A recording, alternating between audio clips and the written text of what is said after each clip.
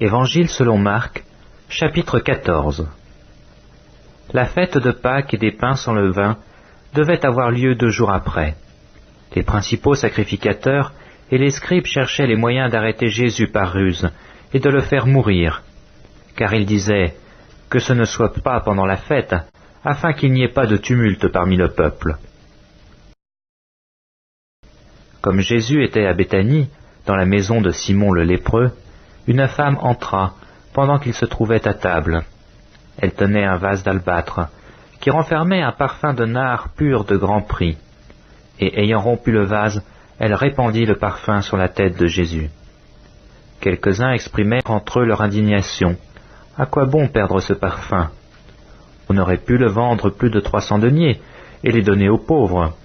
Et ils s'irritaient contre cette femme. Mais Jésus dit, « Laissez-la. Pourquoi lui faites-vous de la peine? Elle a fait une bonne action à mon égard. Car vous avez toujours les pauvres avec vous, et vous pouvez leur faire du bien quand vous le voulez. Mais vous ne m'avez pas toujours. Elle a fait ce qu'elle a pu. Elle a d'avance embaumé mon corps pour la sépulture. Je vous le dis en vérité, partout où la bonne nouvelle sera prêchée dans le monde entier, on racontera aussi en mémoire de cette femme ce qu'elle a fait. » Judas Iscariote, l'un des 12, alla vers les principaux sacrificateurs afin de leur livrer Jésus. Après l'avoir entendu, ils furent dans la joie et promirent de lui donner de l'argent. Et Judas cherchait une occasion favorable pour le livrer. Le premier jour des pains sans levain, où l'on immolait la Pâque, les disciples de Jésus lui dirent, « Où veux-tu que nous allions te préparer la Pâque ?» Et il envoya 2 de ses disciples et leur dit, « Allez à la ville, vous rencontrerez un homme portant une cruche d'eau, suivez-le. » Quelque part qu'il entre, dit au maître de maison, « Le maître dit, où est le lieu où je mangerai la Pâque avec mes disciples? Et il vous montrera une grande chambre haute, meublée et toute prête. C'est là que vous nous préparerez la Pâque. » Les disciples partirent, arrivèrent à la ville et trouvèrent les choses comme il leur avait dit, et ils préparèrent la Pâque. Le soir étant venu, il arriva avec les 12. Pendant qu'ils étaient à table et qu'ils mangeaient, Jésus dit, « Je vous le dis en vérité, l'un de vous qui mange avec moi me livrera. » Ils commencèrent à s'attrister et à lui dire l'un après l'autre, « Est-ce moi ?» Il leur répondit, « C'est l'un des 12 qui met avec moi la main dans le plat. » Le Fils de l'homme s'en va selon ce qui est écrit de lui. Mais malheur à l'homme par qui le Fils de l'homme est livré. Mieux vaudrait pour cet homme qu'il ne fût pas né. Pendant qu'il mangeait, Jésus prit du pain, et après avoir rendu grâce, il le rompit, et le leur donna en disant, « Prenez, ceci est mon corps. » Il prit ensuite une coupe, et après avoir rendu grâce, il la leur donna, et ils en burent tous. Et il leur dit, « Ceci est mon sang, le sang de l'alliance qui est répandu pour plusieurs. Je vous le dis en vérité, je ne boirai plus jamais du fruit de la vigne jusqu'au jour où je le boirai nouveau dans le royaume de Dieu. » Après avoir chanté les cantiques, ils se rendirent à la montagne des Oliviers.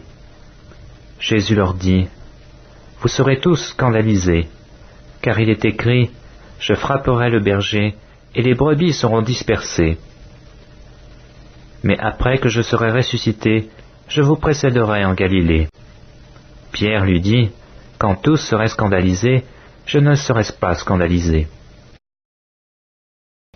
Et Jésus lui dit, « Je te le dis en vérité, toi aujourd'hui, cette nuit même, avant que le coq chante 2 fois, tu me renieras 3 fois. » Mais Pierre reprit plus fortement, « Quand il me faudrait mourir avec toi, je ne te renierai pas. » Et tous dirent la même chose.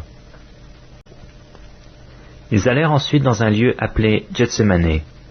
Et Jésus dit à ses disciples, « Asseyez-vous ici pendant que je prierai. » Il prit avec lui Pierre, Jacques et Jean, et il commença à éprouver de la frayeur et des angoisses. Il leur dit, « Mon âme est triste jusqu'à la mort. Restez ici et veillez. » Puis ayant fait quelques pas en avant, il se jeta contre terre et pria que, s'il était possible, cette heure s'éloignât de lui. Il disait, « Abba, Père, toutes choses te sont possibles, éloigne de moi cette coupe.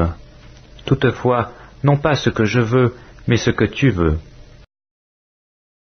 Et il vint vers les disciples qu'il trouva endormis, et il dit à Pierre, « Simon, tu dors? Tu n'as pu veiller 1 heure. Veillez et priez, afin que vous ne tombiez pas en tentation. L'esprit est bien disposé, mais la chair est faible. » Il s'éloigna de nouveau et fit la même prière. Il revint et les trouva encore endormis, car leurs yeux étaient appesantis. Ils ne surent que lui répondre. Il revint pour la 3e fois et leur dit, « Dormez maintenant et reposez-vous. C'est assez, l'heure est venue. Voici, le Fils de l'homme est livré aux mains des pécheurs. Levez-vous, allons.